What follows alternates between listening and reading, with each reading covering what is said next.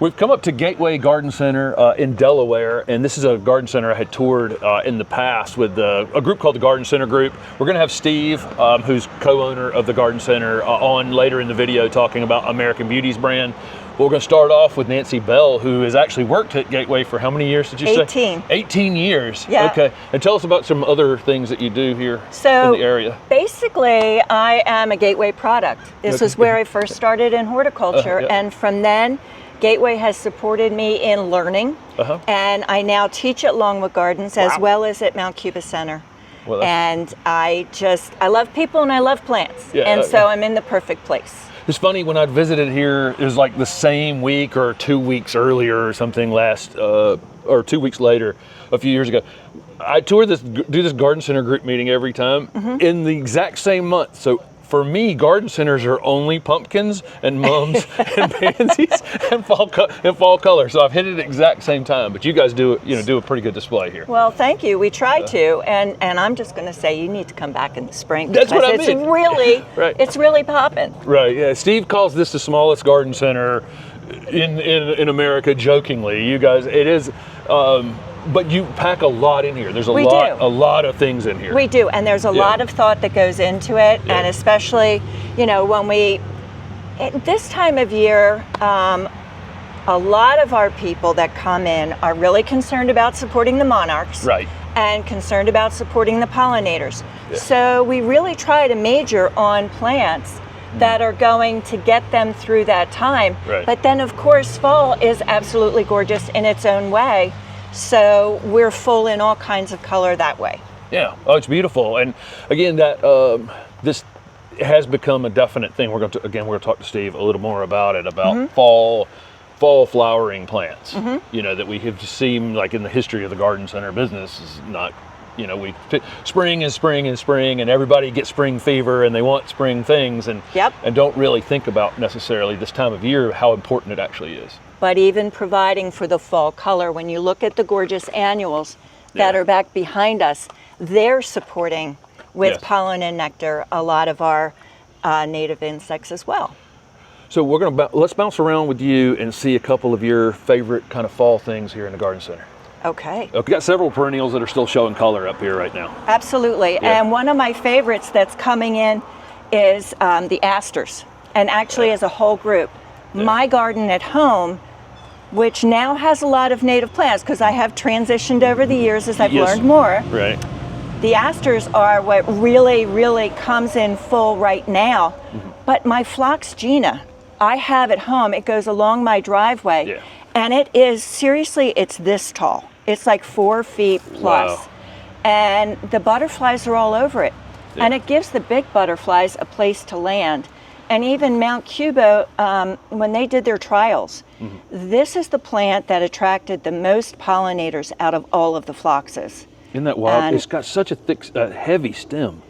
It's almost woody. It stays really nicely upright. Yeah. Okay? Yeah. And I do interplant this with dill and or fennel to support the swallowtail butterflies. So that just keeps going.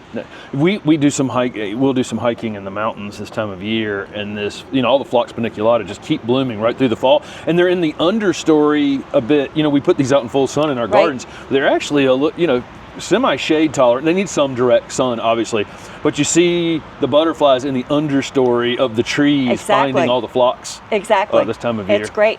And then the other plant that is coming in now are the goldenrods as a group. Yeah. And not all of them are created equal. Some of them can be thugs in the garden. Yes, right. But there are some selections that really work well in a home garden situation. And so, if you're looking for seasonal color extension, that's a really good place to go to. The ornamental grasses. I mean, more and more we see these things that we I don't think anybody really thought that much about, except for pampas grass and some of the more exotic grasses. We didn't really look at all our great native grasses for a long time. And now all of a sudden they're landscape staples. Yeah. And they should be. They definitely deserve a place. This one it greets you when you come in my driveway. both sides of the driveway, because this is little blue stem standing ovation. Yeah. And it stays nicely upright all through the winter. Yes. It turns a beautiful gold color after it's finished with this fall color. Yes. And I like the movement through the winter because it stays so nicely upright. It doesn't flop. Okay, another gorgeous, gorgeous native grass is the switchgrass, the panicums. And they come in a wide variety of sizes. And I'll tell you what, when this is backlit by the sun, Yes. it is stunning.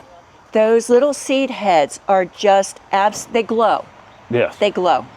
And it's absolutely beautiful. And then it's providing seed for the birds as they go from fall into winter. So it's providing a lot of environmental help in our home gardens. Because typically when we've planted our gardens, we looked for beauty first. Now we're looking for more ecological benefits. Yeah, and we've got a neighbor that did little blue stem on a bank. I mean, a really tough lot that was built on, and it's just there's their front door and then this slope down to the street. And they did the entire bank in several different blue stems that were different heights. Okay. And it's really beautiful. It's incredibly it's incredibly striking. This thing has so many colors in it, it's hard to describe. Yeah. It's blue, it's burgundy, it's red, it's all kinds of things. Starts blue as a little clump in the spring, and then as it becomes taller, it gets these red purple colors in it, and it's gorgeous. Yeah. Well, thank you so much. I think we're going to bounce over to Steve and talk about some native plants with him. Sounds great. Thank you so much. Thank you. Thank you. Hi, I'm Steve Castorani, co-owner of American Beauty's Native Plants. And here at Gateway Garden Center, which I co-own with my wife Peggy, which is now 40 years old. And welcome. Yeah. Oh, thank you so much. I actually visited this garden center back in 2021 with a group called the Garden Center Group, and it was part of the tour with the Garden Center Group. This is a really fantastic garden center here in Delaware. You may remember Steve from our video over at North Creek Nursery. He's the owner at North Creek Nursery, and then has this American Beauties brand. One thing about this garden center is that you have a lot of native plants here, right? And this area around Delaware, and you and I talked about this in the video we did, has kind of become the hub of the native plant kind of movement in the country a little, you know. Yeah, we're in the epicenter of horticulture in the U.S. Yes. The garden mecca. And here in the Philadelphia, Wilmington metro area, there's a saying there's 30 public gardens within 30 miles. Yeah. We're very closely associated with Mount Cuba Center, which is about 5 minutes from here, which is a garden center that's focused on native plant material. Yeah. So, and Longwood Gardens is 20 minutes from here. So there's just, it's rich in horticulture, right. But also rich in native plants and the native plant movement, as you say. Yeah. And so this brand that you've created, co-own, is called American Beauties. Want to tell folks about American Beauties? Yeah, and kind of created in my brain here at Gateway Garden Center because I could see that the native plant movement was starting to get some legs under it with homeowners. Right. And they would come in to the store here and say, where are your native plants? And they may want a butterfly garden, or they want plants for birds. Yes. And if I had to spend time answering that question, it would take 45 minutes to walk this very small garden center and show them that's a native plant, that's not a native plant, that's a native plant, and then explain everything. Mark Salute from Pride's Corner Farms challenged myself. And we've done a video at Pride's Corner, you guys can see. My then partner at North Creek to come up with a brand, because he's like, you're the native plant guys. So, and he challenged us, and I had this idea in mind because I have been here at retail and trying to answer those very questions. And I had the name, but I wasn't going to scale it into a brand. I just had the concept. So what the concept is, it takes a store and puts the store within a store, and the brand allows us to then anyone that comes in asks that question about where are your native plants, we can point them to a sign or a section in the garden center that has native plants. Right. And I noticed with on lots of information. Yeah. And I noticed on your website is divided into butterflies and birds and bees. You've got sections on your website where if they're interested in different things and different, the bloom time, I think, is an important thing. And Steve and I are going to do a separate video later on some things that are still blooming here into fall and how important it is to have fall blooming things in your garden. We go to the garden centers in the spring and buy all these beautiful things with flowers on them and kind of forget that this is a good time of, this fall is the time is of for year. Planting too. Yeah, fall is not only for planting, but it's also for pollinators. It's a very important time of year for them to move and migrate. I mean, we started out and we still focus on solution-based landscapes. Yeah. So with the native plants, I mean, they're great for pollinators, but they're also great for solving problems because they're well adapted to our native environments. And if you have dry shade, like we saw yesterday at Winterthur, there are native plants that fit dry shade and are blooming right now in dry shade. Plants that take wet feet and do well in wet feet. So when a customer comes in and asks the garden center, what can I do for nothing lives under my oak tree. There are solution-based plants featured through American Beauties with lots of good information that we've developed over the course of time to help the consumer, the homeowner, to really entry level. Let me explore native plants. I heard these things help pollinators. How do I get started? And that's kind of where the American Beauties brand set itself. Nice. And we talked about yesterday, we were just driving down the road and all that panicum is planted in the middle of the highway, and you go, well, that's Shenandoah panicum, and you're like, well, that's the perfect plant for the worst possible space that the city left to plant in, which is this wide, and it's upright. It's not in the way of the car. It's been there almost 20 years. And it's a native plant being used for let me find the toughest place I can possibly put something. You want to tell us a couple of your favorites here in the perennial section, and we'll go back to the shrubs and sure. I mean, there's a couple shrubs. A lot of great plants here in this section. I'll point this out back here. There's the Mount Cuba collection that we kind of, it's not part of American Beauties, but North Creek has worked with Mount Cuba to popularize some of their plants that they have been working with for the last 30 or so years. And one here, it's just coming into bloom, Astrolatus bluebird. And you can see the flower that'll emerge here. So here we are in September. This is going to bloom. There's a lot of chrysanthemums in bloom now, but that's a great one. Peg told me about some Asclepias that we had over at our house, and there were some caterpillars on it, and all of a sudden the plants have no foliage. So this time of year, caterpillars monarch caterpillars are looking for a larval food source. So Asclepias tuberosa, which is probably the plant that really is a signature plant that helps monarchs make it through the migration. Go back to Mount Cuba, the Iris versicolor purple flame, early spring, great purple color. Photo's a little faded. Another Mount Cuba introduction that North Creek helped with. And two favorites that everybody loves, Spigelia marylandica, which blooms kind of continuously from June through now, and a Scutellaria that we introduced called Appalachian Blues. And this one, short, has wonderful purple margins and black stems, and still blooming, but it blooms more in June, but you still get some blooms along the way there. And Guara Rosie Jane over here makes a great display right now in the garden. There's a few. Beautiful, beautiful. Let's go take a look at some shrubs.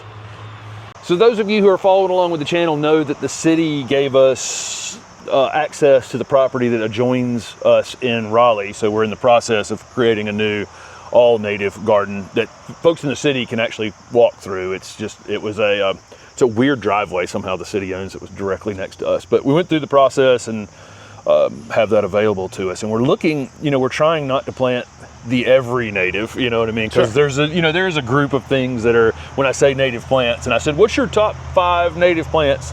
You'd get a lot of repeats in that list. So we're looking for a very broad range. And I know there's a pretty broad range in this brand. I mean, you've got herbaceous perennials, you've got grasses, which I guess fall in that kind of same category, and then shrubs, trees. There's a lot of diversity.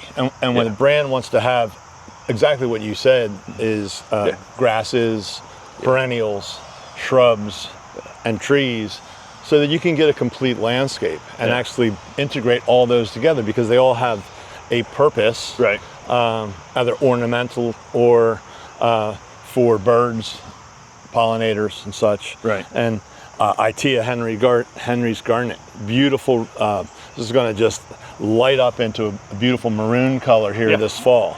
Has beautiful white flowers, pendulous flowers in June that are really attracted to pollinators. Yeah, it's a good plant too. It's weird that this plant, we only see it growing in the water in the wild, but it adapts to our ornamental, to our gardens. And if you have tough slope conditions and places, this plant will colonize a little bit. And sometimes we don't necessarily want the plant to colonize in some spots, but other spots it might be extremely beneficial that the plant would absolutely hold a bank in place or something like that. Knowing where it would grow in nature. Yeah, right. Is important sometimes, especially when you're trying to site it on your site to make it work.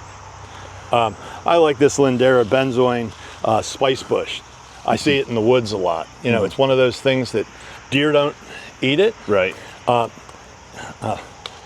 a little plant abuse, but the fragrance of this plant is just absolutely fantastic. There's a reason it's called spice bush. Spice bush. So I love this. It's a beautiful yellow flower, yellow foliage in the fall. Yeah. We've got native persimmons here that are edible, sourwood, oak leaf hydrangeas, aronia, chokeberry, great for birds, great for fall color, beautiful white flowers in the spring. Beauty berries. Berries are just coming on here, so they'll turn a really great porcelain-like purple, and you can see what they will look cluster like when they turn color. For early spring color or late winter color, the witch hazel.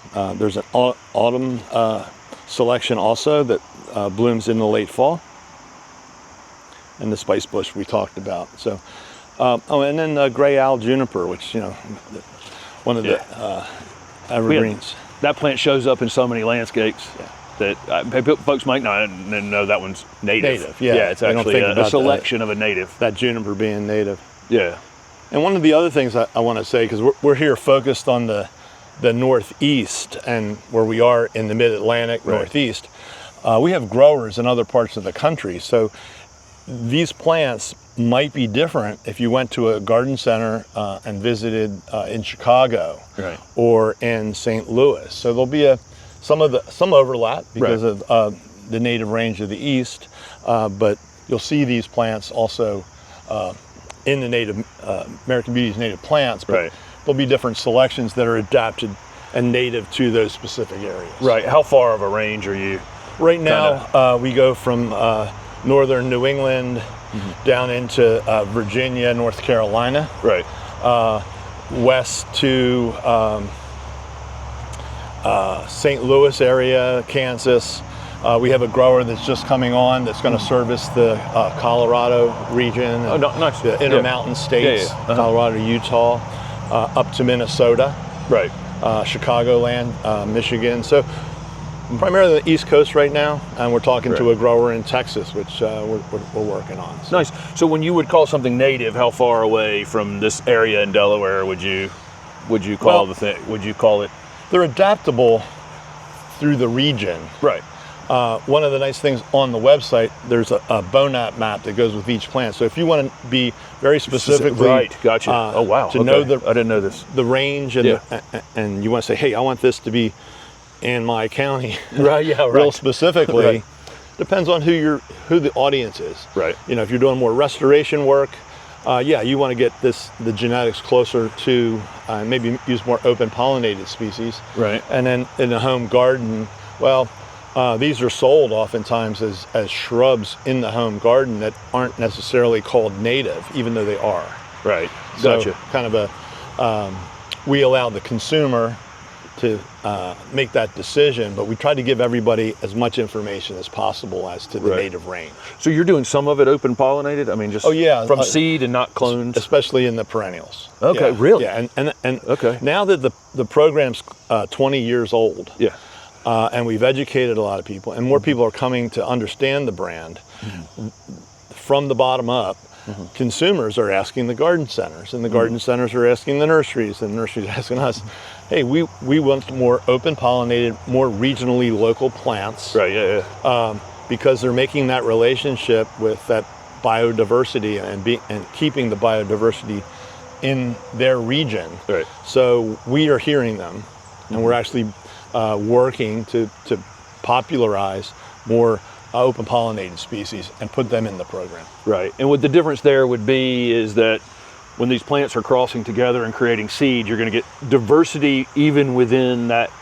You know, what you visually to a human, they look identical basically, but they are there are variability in them by crossing different plants together. We don't know how that happens. Sometimes it's just found in nature, but we know that there's a one-off.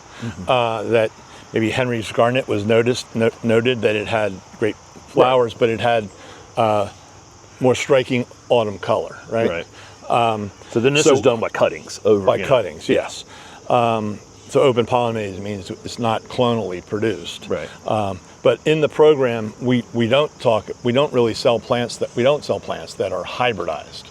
So you won't take plants the multiple species echinacеas are not part of the program because they don't have provenance. They are not from a specific region. They're taking native plants from different regions and kind of mixing them up in a breeding program. That's not an American Beauties plant. But you will have a named selection within the same species. Named selection is the right word. Yeah, so selection. Just observed to be different out in the wild. Yes, right. Exactly. Yeah. And some of these, that I just pointed out here, other than maybe the hydrangea, are just straight species or open pollinated species that are done. And brilliant. That red chokeberry's been around for a long time. It's great. Yeah. It's a great plant. Yep. Thank you so much, Steve. Absolutely. Yeah, Thanks for having us. Thanks. Peggy, will you introduce yourself? You're the co-owner here at Gateway. Yeah, Peg Castorani, Gateway Garden Center. Nice. We're walking around here, and the garden center's really divided well into shrubs, trees, shade, sun, all those kinds of things. Yeah. And then we have further divisions. We separate our native plants to make it easy for customers to find what they really want in their garden. Right, and there's rain garden area. That's right. Gotcha. Yeah. Tell us about some, a lot of shade plants in the American Beauties brands and the garden center. Right, because all environments eventually become forests. So right, yeah, right. We want them planting trees, and then we want them planting perennials underneath them. Get rid of that mulch. Oh yeah, get rid of that and get rid of that turf over time. We have zero lawn in our Raleigh garden. We started out with a little turf. I was almost making you feel obligated when you start a garden to have some turf, and then one day I was like, I don't want to mow. No, so we don't have to mow anymore. And you're right. One thing about evolving gardens. So I was in my previous house for 23 years, and it was full sun when I moved in, and you plant trees at the same time you plant shrubs, and what happens? And then you get all that beautiful shade, and you get the garden under shade. Yeah. And you can plant beautiful ferns underneath that thrive. Yeah, and coral bells and tiarello. We have so many great North American natives when we're talking about herbaceous plants, right? Yeah. With people, I think the where the Asian plants come in a lot of times is just in leafy evergreens and that kind of thing. But when I go to Europe and you go other places, other gardens around the world, they're all using our North American native perennials. Oh, are they? Yeah, our trees, you know, occupy those gardens. It's like, hold on, why aren't we? we're not taking advantage of it as much as they are in the Netherlands. Yeah. Yeah, so that's kind of fun. How long have you? When did you and Steve open this garden center? It's just about 40 years now. About 40 Yeah. years. Yeah. Okay. It's been a great life. Yeah, well, that's fun. Yeah, you do the same thing that Steph and I do. We get up and talk about plants, right? It's not a bad day. Not a bad day. Not a bad day. Thank you so much for being part of the video, and thanks to Nancy, thanks to Steve, American Beauty's brand. We've enjoyed every trip we make up here to this area of Delaware. This Wilmington, Philadelphia, greater area has so many plant people and plant knowledge and history. Thank you so much. Thank you, Jim. Yeah.